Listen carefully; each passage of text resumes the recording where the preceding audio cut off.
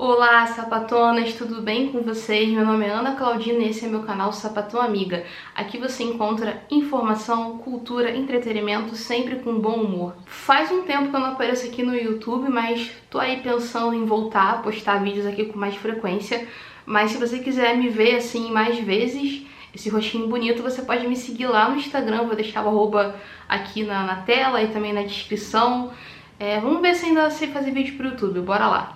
E o que me trouxe aqui hoje é para analisar o tão esperado livro, que pelo menos quem me acompanha lá no Instagram tá sabendo, Um Traço Até Você, da Olivia Pilar. Este livro aqui. E é um livro que eu recebi há um tempo, mas que eu demorei a terminar de ler, porque tava sendo meu livro conforto, sabe? Aquele livro que você pega e lê antes de dormir, aquela história que você não quer abandonar, que as personagens acabam virando amigas e aí quando você termina você fica de luto pela história que acabou. Eu tenho exatamente isso com livro, com série, com filme, e esse livro ele me pegou de um jeito assim, né? Porque eu comecei a ler assim, muito despretensiosamente, depois de passar alguns anos aí no mestrado fazendo leituras extremamente pesadas e técnicas e tudo mais.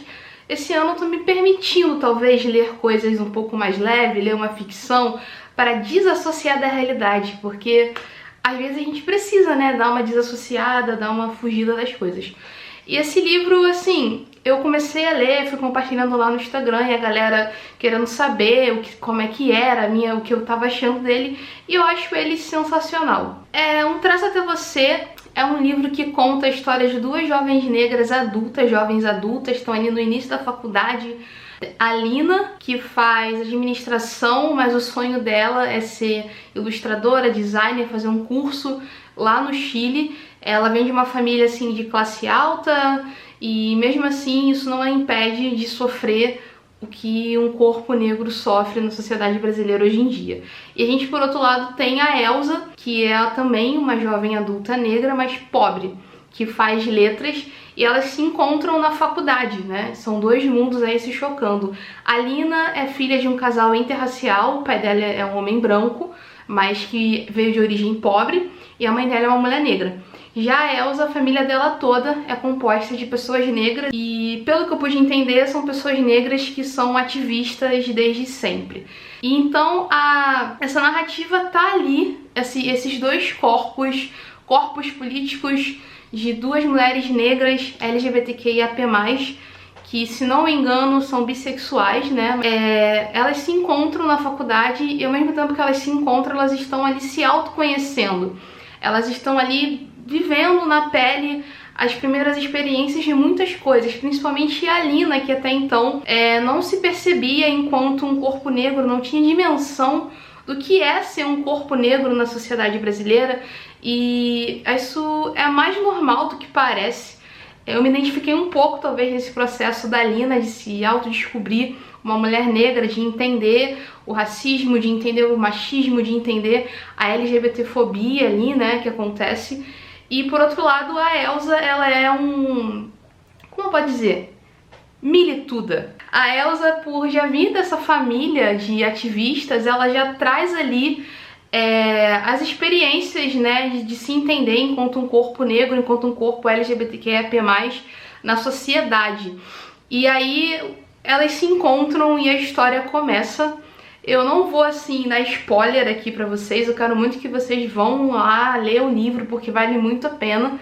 E o que eu acho interessante na escrita da Olivia Pilar é que ela consegue trazer situações que são muito pesadas, que corpos políticos como o meu, corpos políticos como os de vocês que estão aí do outro lado da tela, né, pessoas não brancas, LGBTQIA+, latinas e tudo mais, ela consegue ali, por exemplo, falar de temas pesados como racismo, como violência policial, como machismo, LGBTQIAP+, fobia.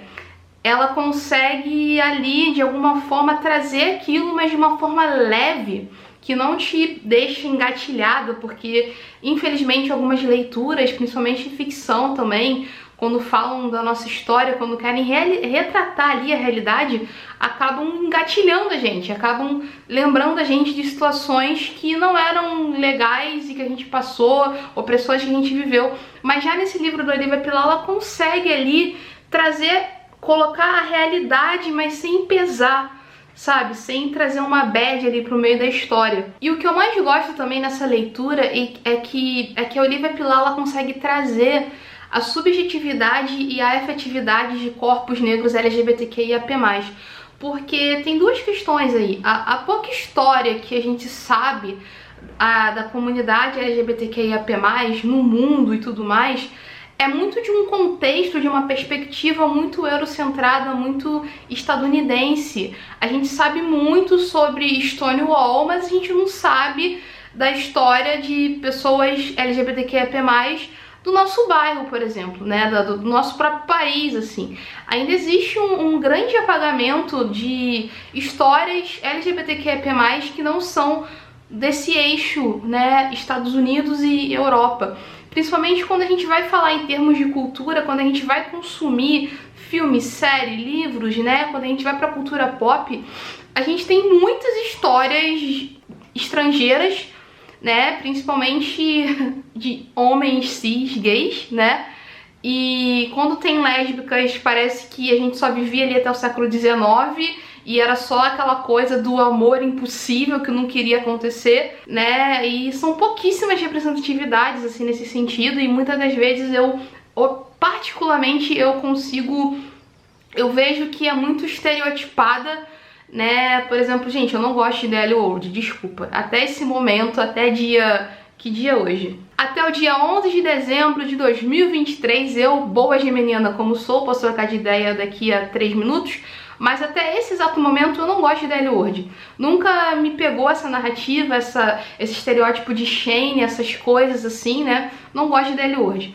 Mas eu gosto do livro da Olivia Pilar justamente porque traz os corpos que não estão nessas narrativas dominantes que a gente tem aí, desse mercado da cultura pop, né, desse entretenimento muito norte-americano, muito eurocentrado. Quais são as histórias de pessoas LGBTQIA+ latinas? Igual uma vez que eu fiz um texto lá na newsletter, que também vai estar aqui na descrição do vídeo se você quiser ler, e uma seguidora falou que, por exemplo, tem a parada LGBT, né, no bairro de Madureira, aqui na zona norte do Rio de Janeiro, mas a gente não sabe as histórias das personalidades LGBTQIA+ de Madureira. A gente não tem acesso a isso, não é divulgado amplamente, como acaba sendo divulgado esses livros, filmes e séries de histórias fora da América do Sul, de histórias que não são de pessoas latinas, né? Porque tem essas interseccionalidades que vão atravessando esses corpos. E no livro da Olivia Pilar eu vejo que é muito isso, assim, você consegue se identificar ali, porque são histórias que poderiam ser a sua história, que poderiam ser a história da sua amiga. Então, ela consegue ali humanizar esses corpos, principalmente corpos de mulheres negras LGBTQIA+, que não estão ainda não dominando, mas que não estão aí recebendo os holofotes que elas merecem nas suas histórias, nas suas subjetividades, nas suas representatividades. A gente tem aí um mundo inteiro que ainda não fala amplamente sobre ser um corpo negro LGBTQIA+, principalmente sobre ser uma mulher negra LGBTQIA+. E uma coisa que me chamou muita atenção também no livro, além de tudo isso que eu já falei, é que nessa narrativa você pode sentir ali na história que os nossos sonhos são possíveis, os nossos relacionamentos são possíveis, as nossas histórias são possíveis de contar, porque mesmo ali enfrentando o machismo, mesmo a Lina, por exemplo, se entendendo, encontra um corpo negro e se entendendo também, encontra um corpo negro LGBTQIA+, e entendendo que aquilo vai marcar toda a experiência dela de vida no mundo, que antes de qualquer coisa as pessoas vão enxergar ela como uma mulher negra LGBTQIA+, e aquilo vai definir logo de cara como ela vai ser tratada, positivamente ou não. Mesmo dentro disso tudo, dentro desse turbilhão de se entender nessas múltiplas identidades que vão nos atravessando, ela consegue perceber que o sonho dela é possível, que é possível ela ter um relacionamento, que é possível ela se entender nesse mundo todo e e ter as coisas dela, porque muitas das vezes a gente acaba, principalmente quando a gente é LGBT, assim, né? E se você vem lá dos anos 90, igual eu vim, né, eu nasci nos anos 90, a gente não tinha, assim, essa representatividade. Então, muitas das vezes, quando eu era mais nova, eu achava que eu tinha superpoderes, porque eu não me encaixava no grupo que eu vivia ali, né, na escola, na família, em tudo que é lugar. Então a gente acaba achando que, tipo, somos jovens bruxas, não sei, mas na maioria das vezes a gente só era LGBT, no meu caso eu só era sapatão mesmo. E então, dentro desse turbilhão de coisas, a Lina e a Elsa, elas percebem ali os sonhos dela, elas percebem essas coisas, assim. E uma coisa que fica bem nítida também, né, são os marcadores de classe ali dentro desse livro, porque a Lina ela vai ter uma experiência por ser uma mina negra, mas de uma família com grana. Ela vai ter uma outra experiência que a Elsa não vai ter. A Elsa desde cedo já sabe o que é enfrentamento à violência policial, já sabe o que é ser uma mulher negra pobre, e ela vem de uma família principalmente uma família muito matriarcal, assim, né? Ela não teve uma boa relação com o pai, assim. Então, são algumas coisas que eu venho falando aqui que não são spoilers da história, né? Mas que é o que me chama a atenção, né, nessa história. Essa representatividade, essa história tá ali marcada e não tem, assim, em muitos lugares. Isso que mais me pegou, assim, sabe? E essa humanização me deixa muito feliz, assim, de ver uma história dessa, dá um quentinho no coração. Eu queria ter tido a oportunidade de ler algo assim quando eu tava ali me descobrindo, tentando me entender nesse mundão aí que existe, né? Tentando me entender enquanto um corpo LGBTQIA+, negro, uma sapatona negra brasileira dentro desse mundo aí que a gente sabe, né? Do racismo, do machismo, da LGBTQIA+, fobia e de tudo que acontece, assim, né? Essas histórias, elas mostram que é possível sim a nossa existência. Elas constroem imaginários positivos sobre as nossas vidas, sobre os nossos afetos. As nossas famílias existem, os nossos afetos existem. As nossas histórias merecem sim ser contadas. E eu espero que tenham mais e mais e mais e mais histórias sobre pessoas negras LGBTQIA+, principalmente sobre mulheres negras LGBTQIA+, porque quando se fala muito, ainda se fala de comunidade LGBTQIA+, não se faz esse recorte, não se olha para a experiência das mulheres negras cis ou trans dentro desse recorte LGBTQIA+. Então, acho que essas histórias, elas servem para nos guiar e nos dar, assim, esse conforto de que, tipo, é possível sim vocês existirem, vocês não estão sozinhas, as suas histórias, o que acontece com você não é uma coisa única, também tem outras pessoas passando por esses enfrentamentos. E eu acho que Um Traço Até Você fala muito sobre isso. E me lembrou muito também do filme Bottoms. O filme Bottoms, Passivonas ou Clube da Luta para Meninas, como você quiser traduzir, é sobre representatividade lésbica na comédia. Eu cresci muito, por exemplo, vendo American Pie, vendo filmes nesse sentido, que era uma perspectiva muito sobre a descoberta sexual de homens héteros brancos, né, basicamente.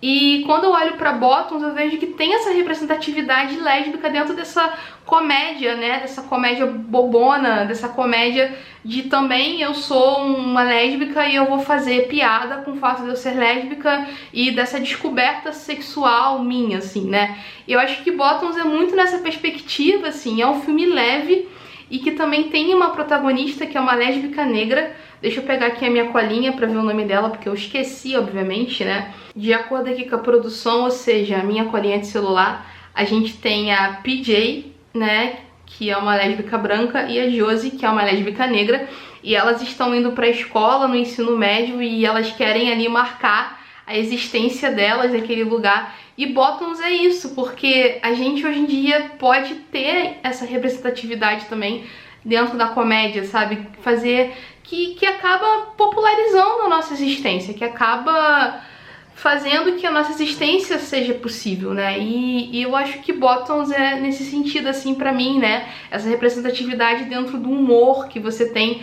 muitas piadas ali dentro, você tem situações engraçadas e que você via em filmes como American Pie, como Eurotrip, como esses grandes clássicos do humor cis heteronormativo brancão, né, masculino. E Bottoms, ele vem nesse sentido. Então eu acho que quando a gente encontra narrativas como a da Olivia Pilar, né, de Um Traço Até Você, como Bottoms, como tantas outras, inclusive já deixando aqui um spoiler, eu vou também fazer um vídeo do Guia para Lésbicas da Igreja Católica, que eu terminei de ler, e vou trazer aqui no próximo vídeo pra vocês.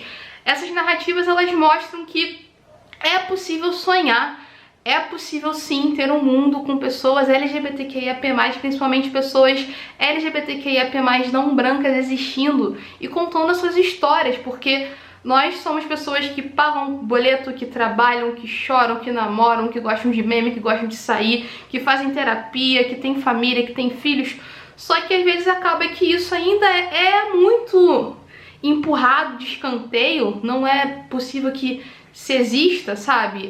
Parece que a gente só existe em junho ainda, né? Ainda tem muita essa luta pela frente. Eu convido vocês a irem ler Olivia Pilar, Um Traço Até Você. Olivia Pilar, parabéns pela sua história, pela sua escrita, que venham muitas outras histórias sobre nós e contadas por nós, né? Convido vocês a assistirem Bottoms, Passivonas, Clube da Luta para Meninas, como queiram chamar. Tá muito bom, vale muito a pena assistir. Então é isso, sapatonas, eu tô aqui de volta no YouTube, assim espero, vamos ver se isso aqui vai dar certo. Tem outros vídeos aqui no meu canal, me sigam lá no Instagram, assinem a newsletter, todas as informações estão aqui na descrição do vídeo. E jamais esquecerei o meu lema, bebam água, até a próxima.